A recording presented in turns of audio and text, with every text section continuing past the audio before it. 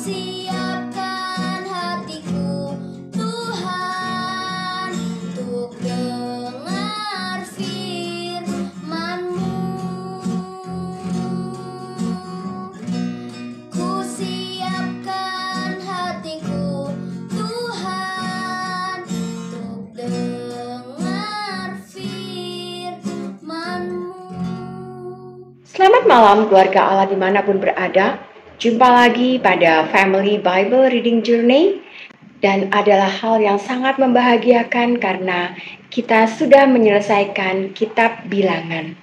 Dan semua itu dapat terselesaikan karena rahmat Tuhan yang selalu menyertai kita. Dan hari ini kita akan melihat apa saja yang kitab Bilangan ajarkan kepada kita. Tetapi sebelumnya, mari kita datang kepada Tuhan. Bapa di surga, puji syukur kami angkat kepadamu, ya Allah, karena kasih-Mu yang tidak pernah berkesudahan, yang telah memampukan kami untuk menyelesaikan pembacaan kitab Bilangan. Bapa, saat ini kami hendak merenungkan secara ringkas apa yang kami dapatkan pada pembacaan kitab Bilangan. Biarlah Roh Kudus-Mu memampukan kami untuk memahaminya. Dalam nama Yesus Kristus kami berdoa dan mengucap syukur. Amin. Baiklah saudaraku, kita akan mengulas kitab Bilangan. Kitab Bilangan adalah kitab keempat dari Alkitab Perjanjian Lama. Sebelum Israel berhasil mencapai tanah perjanjian, sebelum mereka memiliki raja. Hebatnya, kitab ini masih sangat relevan bagi kita saat ini. Kitab Bilangan menunjukkan kepada kita bahwa rencana perjanjian Allah tetap pada jalurnya, bahkan ketika umatnya tidak menerimanya. Contoh-contoh keluhan dan pemberontakan yang penuh dosa dan penghakiman yang dihasilkan begitu nyata dan tersebar luas, sehingga sepertinya mereka tidak akan pernah berhasil. Kita bisa lihat pada Bilangan 14 dan Bilangan 26. Kitab Bilangan juga menunjukkan kepada kita bagaimana Allah yang kudus tinggal bersama umatnya. Israel memberontak melawan Tuhan. Dan bahkan Musa tidak menaatinya. Tetapi Tuhan setia membawa bangsa ini ke tanah perjanjian. Tuhan menepati janji-janjinya.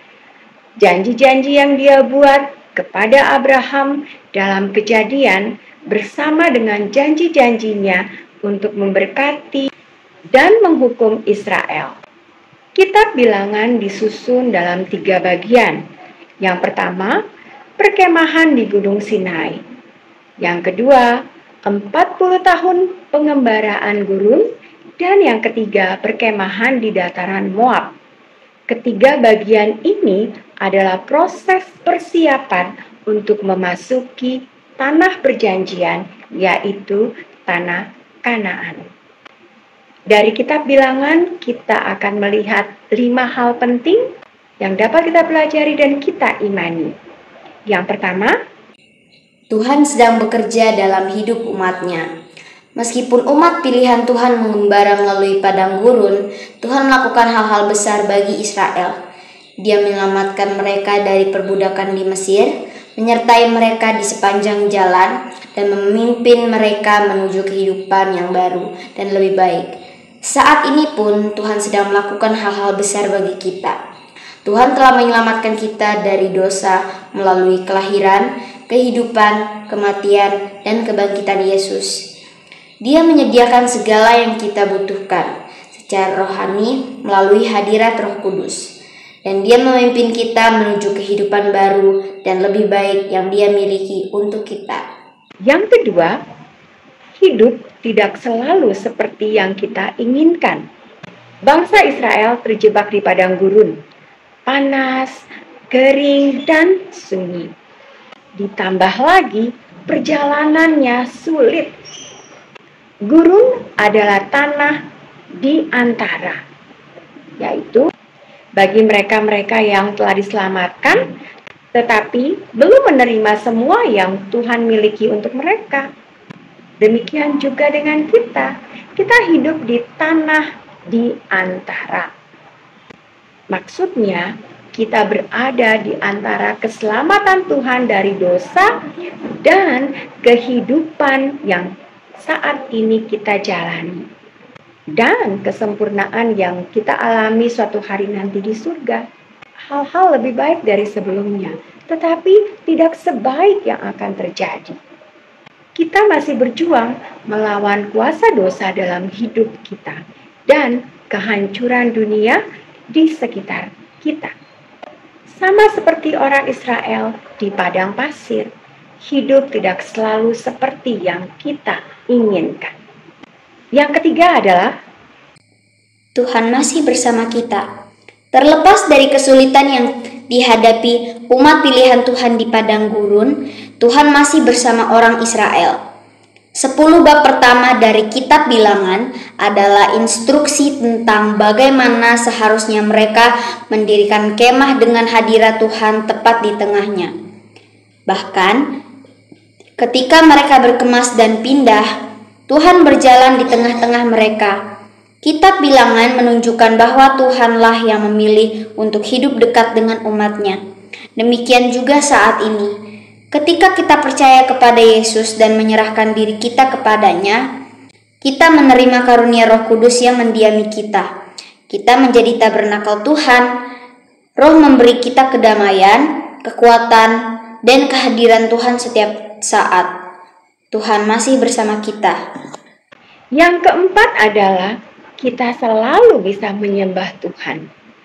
Tidak peduli di mana orang Israel berada atau apapun yang terjadi, mereka dapat menyembah Tuhan.